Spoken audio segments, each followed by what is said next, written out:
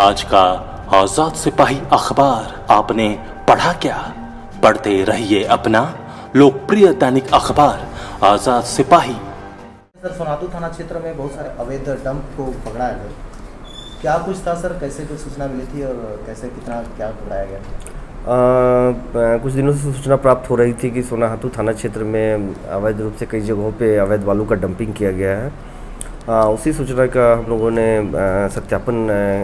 सत्यापन करवाया और उसके पश्चात एक टीम गठित की गई है, जिसमें मैं था, सीओ सोनाहातू, सीआई सोनाहातू, थाना प्रभारी सोनाहातू, सब लोग की टीम। हम लोगों ने सोनाहातू थाना क्षेत्र के कई गाँवों में जाके हम लोगों ने, जैसे भकुआडी, हारीन, अंड्रमातू, सोमाडी, ये सभी गाँवों में जाके हम लोगों ने अवैध बालू के डंपिंग को देखा।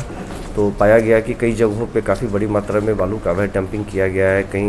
कहीं 400 हाइबा, कहीं 200 हाइबा, कहीं 500 हाइबा, और विभिन्न व्यक्तियों के द्वारा सत्यापन करके पता लगाया गया कि कई व्यक्ति इसमें शामिल हैं जिन्होंने अवैध डंपिंग किया हुआ है। और इसी क्रम में उसका सत्यापन करके उस संबंध में अंचल ऑफिस के द्वारा एक प्रतिवेदन समर्पित किया गया थाने को, जिसके आधार पे सोनाहातू थाने में एक एफआईआर दर्ज किया गया है और लगभग 1535 हाइवा बालू का डंपिंग का उसमें दर्शाया गया है कि इतना रखा गया है। और उसमें 9-10 लोगों पे उसमें उसके नाम के साथ में अवैध डंपिंग का दिया गया है, जिस पे प्राथमिकी दर्ज की गई है और आगे का अनुसंधान की कार्रवाई चल रही है।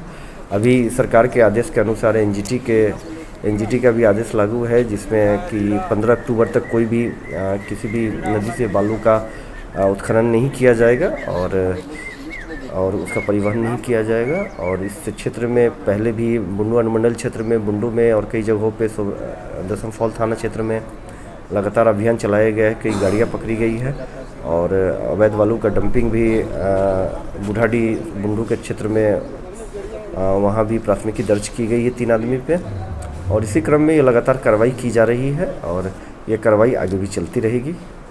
सर, जिला खनन जो विभाग है सर, उसके जो माइनिंग इंस्पेक्टर भी जो है भ्रमण करते हैं, सीओ भी वहाँ पर पहले से मौजूद है सर, तो उस बीच में कार्रवाई क्यों नहीं हो पाई है?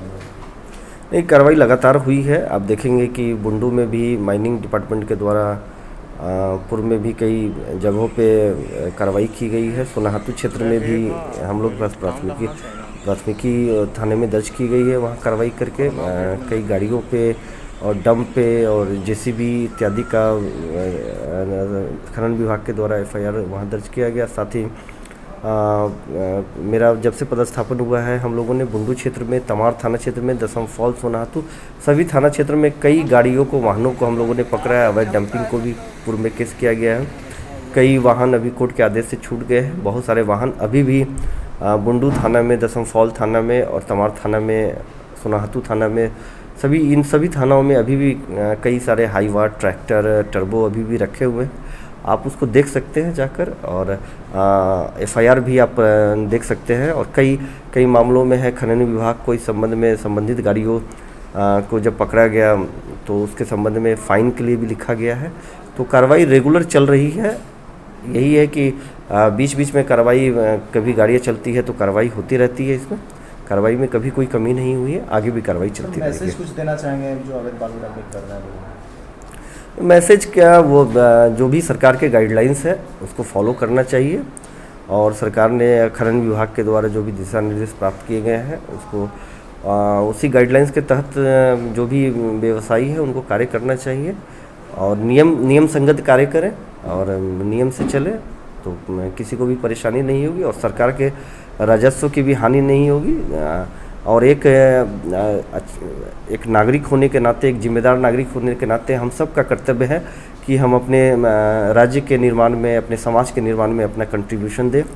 उसमें बहुत बड़े बड़े बिजनेसमैन होते हैं जो अपने कमाई का बहुत सारा share CSR, corporate social responsibility में वो शेयर करते हैं, देते हैं।